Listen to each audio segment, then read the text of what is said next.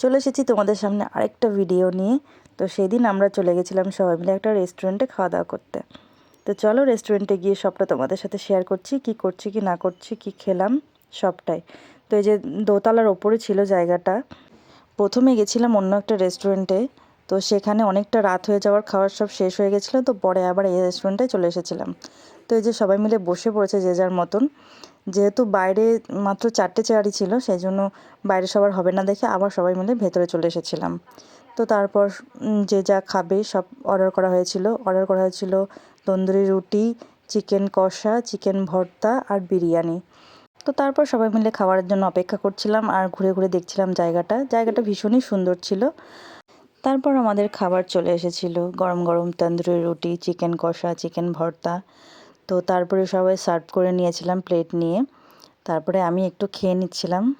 তো খাবারের রিভিউ আমি কি দেবো, তন্দুরি রুটিটা আর চিকেন ভর্তা যেটা ছিল সেটা দারুণ ছিল। চিকেন কষাটা আর বিরিয়ানিটা তেমন ভালো হয়নি, তাও খেতে হবে, কিছু করার নেই। তো সবাই মিলে সেটা ভাগ যোগ করে খেয়ে নিয়েছিলাম। তো তারপরে মেয়ে আর আমি এদিকে দোলনা খাচ্ছিলাম আর ওদিকে বিল পেমেন্ট হচ্ছিল।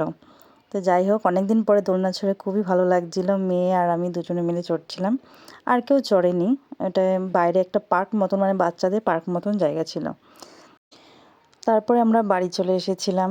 বাড়ি এসে অনেকটাই ভালো লাগছিল, কারণ বাইরে ভীষণ পরিমাণে ঠান্ডা ছিল। গাড়ি চালিয়েছি, তো জমে গেছি পুরো। তো আজকের মতন টাটা, বাই বাই।